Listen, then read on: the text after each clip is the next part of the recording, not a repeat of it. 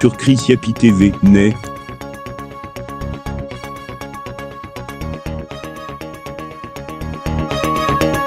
Le bonjour à toutes et à tous, et bienvenue une fois de plus, sur votre source d'information de confiance. Nous sommes ravis de vous accueillir pour un nouveau rendez-vous, au cours duquel nous allons explorer la situation complexe qui se déroule actuellement en Afrique de l'Ouest.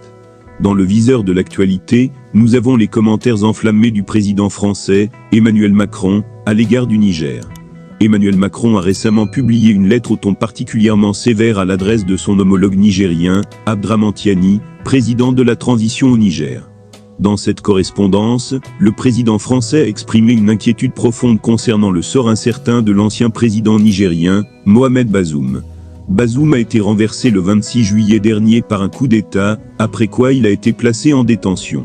Le président Macron a été catégorique, dans sa lettre en appelant à la libération immédiate de Mohamed Bazoum, de son épouse et de son fils.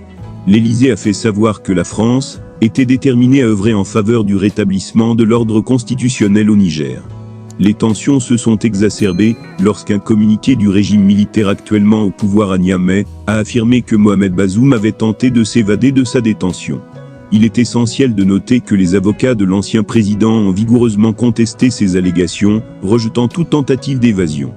De plus, ils ont mis en évidence la détention au secret de Mohamed Bazoum, de sa femme et de son fils, sans accès aux avocats ni au monde extérieur.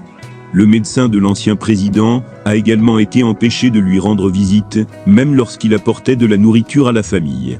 Cette situation alarmante a été confirmée par un des avocats de Mohamed Bazoum. Pire encore, l'entourage du président déchu n'a plus eu de nouvelles de lui depuis la nuit de mercredi à jeudi. Le gouvernement nigérien, quant à lui, a réagi en dénonçant que vers 3 heures du matin, Mohamed Bazoum, accompagné de sa famille, de 2 cuisiniers et de 2 éléments de sécurité, aurait tenté de s'évader de son lieu de détention. Ce plan d'évasion, qui s'est révélé infructueux, aurait été orchestré en 3 phases. La première consistait en une évasion vers un premier point de récupération près du palais présidentiel, où un véhicule banalisé était en attente. La phase 2 impliquait que ce véhicule les conduise vers une cachette dans le quartier de Changaré, à la périphérie nord de Niamey. Enfin, dans la phase 3, un déplacement était prévu vers des hélicoptères appartenant à une puissance étrangère, avec pour objectif de les infiltrer au Nigeria, à Kebi. Cependant, les forces de défense et de sécurité nigériennes ont réagi rapidement et ont déjoué ce plan visant à déstabiliser le pays. Le Conseil national pour la sauvegarde de la patrie a salué le professionnalisme et le sang-froid de ses forces, qui ont réussi à préserver des vies humaines malgré l'attitude irresponsable du président déchu et de ses complices. De plus, cette situation complexe se déroule dans un contexte de retrait progressif des troupes françaises du Niger. Il est à noter que 280 soldats français ont déjà quitté Niamey pour se rendre au Tchad. Cette transition dans la présence militaire française en Afrique de l'Ouest a suscité des interrogations quant à la capacité des forces de sécurité nigériennes à faire face à la menace continue des groupes islamistes armés. En effet, le Niger est confronté à une insécurité croissante due aux attaques terroristes. Cela soulève également des questions plus larges sur les défis auxquels sont confrontés les pays de la région du Sahel. Les insurrections islamistes demeurent une menace pour la stabilité de la région, et il est impératif de renforcer les capacités des forces locales pour garantir une sécurité à long terme. En résumé, cette situation est extrêmement complexe et évolutive.